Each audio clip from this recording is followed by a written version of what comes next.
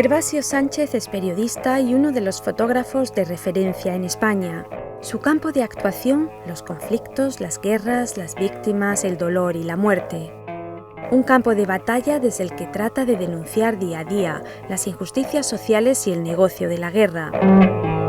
Los conflictos armados de América Latina, la guerra del Golfo, la guerra de Bosnia y el resto de conflictos derivados de la desfragmentación de la antigua Yugoslavia, Afganistán, África, Asia. Una larga lista detrás de la que subyace una amarga realidad.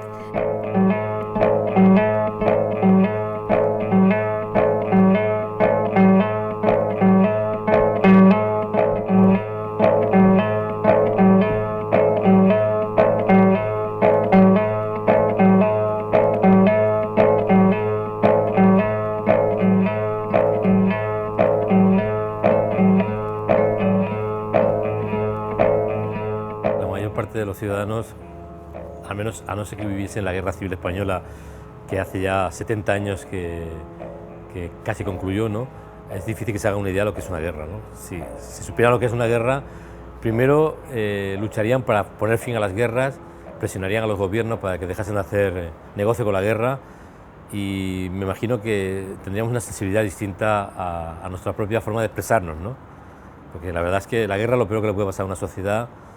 Y cuando se produce una guerra en un país está asegurado el desastre, el fracaso, las consecuencias van a ser difíciles de superar en décadas y el precio en vidas, el precio en sufrimiento es imposible de imaginar, ¿no? En mi evolución como periodista y como fotógrafo, yo empecé acudiendo a las guerras a documentar lo más evidente de la guerra, que era el bam bam, los disparos, eran los muertos, los heridos, los combates. Pero llegó un momento que me di cuenta, especialmente cuando empecé a cubrir el cerco de Sarajevo, que los muertos es el menor problema de una guerra.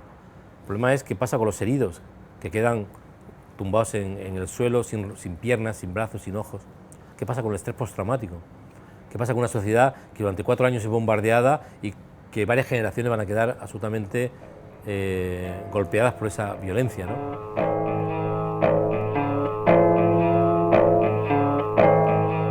Cada guerra tiene su propia singularidad, cada guerra tiene su propia razón, sus propias consecuencias, sus propias causas, ¿no?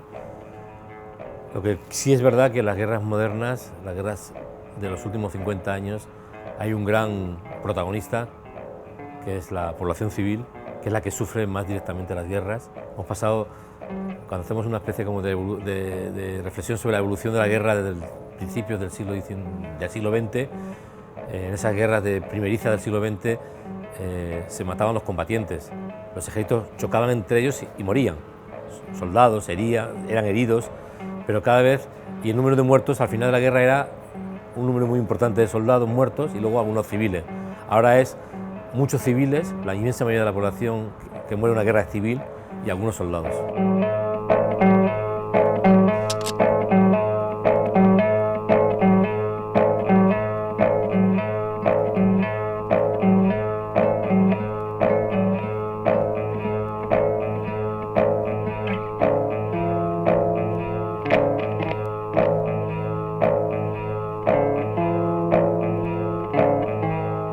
Sabemos que las guerras obedecen a la búsqueda de un mayor negocio, que las guerras permiten hacer un gran negocio, no solamente desde un punto de vista de venta de armamento, ¿no? Sino en medio del caos hay empresarios de la muerte que se benefician, hay gobernantes que se benefician, y sabemos que un país en guerra da más beneficios que un país en paz, ¿no? Y a veces estimulamos las guerras vendiendo armas, permitiendo el trapicheo del mercado negro, comprando diamantes a cambio de armas, intentando que las materias primas del país se nos vendan a un mejor precio. Esto ocurre continuamente en cualquier conflicto. Es muy raro que un país que no tenga nada que ofrecer, o sea, un país pobre, esté en guerra. La mayor parte de los países que están en guerra son países que tienen muchas materias primas, tienen intereses o forman parte de intereses estratégicos de los gobernantes y de las grandes empresas que normalmente obedecen a los intereses de nuestro primer mundo, ¿no? Cuando una historia es, digamos, colocada en el pedestal mediático, pues se producen mejoras, ¿no? Hasta finales de los 90 las minas eran un arma más de las guerras. Llegó un momento en que centenares de miles de ciudadanos anónimos en ONGs, muchas ONGs se pusieron de acuerdo para presionar a los gobiernos, especialmente europeos. Y bueno, gracias a todo este tipo de circunstancias se consigue una mejora, se consigue dejar de exportar minas. Ahora mismo hay un acuerdo internacional firmado por más de 150 países, aunque todavía quedan casi 40 sin firmarlo. Y bueno, es verdad que se van recogiendo minas, pero el problema está en que hay tantas minas en el mundo que seguirá siendo necesario décadas de inversión en la limpieza de los campos minados, ¿no? Y lo que está pasando es que muchos firmaron el Tratado de Ottawa, destruyeron sus stocks de minas, dejaron de fabricar minas, insisto, por motivos meramente económicos, pero se olvidaron de la letra pequeña del tratado que obligaba a los países exportadores de minas a ayudar a las víctimas y ayudar al desminado. Y apenas se dedica una partida vergonzosa de dinero a este. Hay una especie como de fatiga de la inversión, ¿no? Ya no se quiere invertir porque el tema ya no es mediático, ¿no?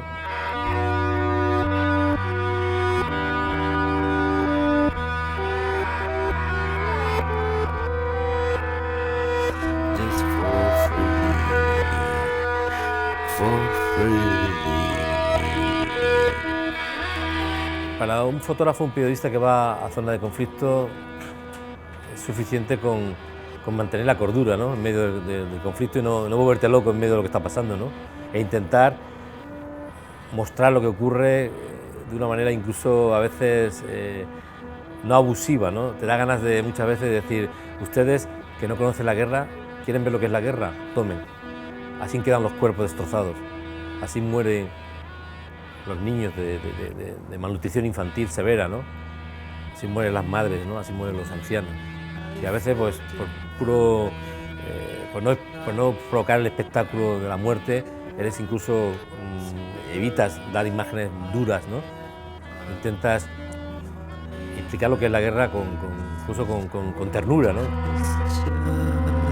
Cuando uno sabe por qué la gente muere en zona de conflicto, lo fácil que es morir en zona de conflicto, y comparas con lo fácil que es vivir cuando no estás en conflicto, te sorprende que la gente se queje tanto, ¿no? Y que sea todo el día sea incapaz de vivir el hoy, ¿no?, de una manera, digamos, aprovechando el tiempo, ¿no? O sea, tenemos a nuestros niños, a nuestros jóvenes, cada vez más caprichosos, cada vez más entumecidos mentalmente, cada vez somos más capaces de valorar lo que nos rodea de una manera egoísta y muy pocas veces reflexionamos sobre lo que pasa más allá de nuestras fronteras físicas y anímicas.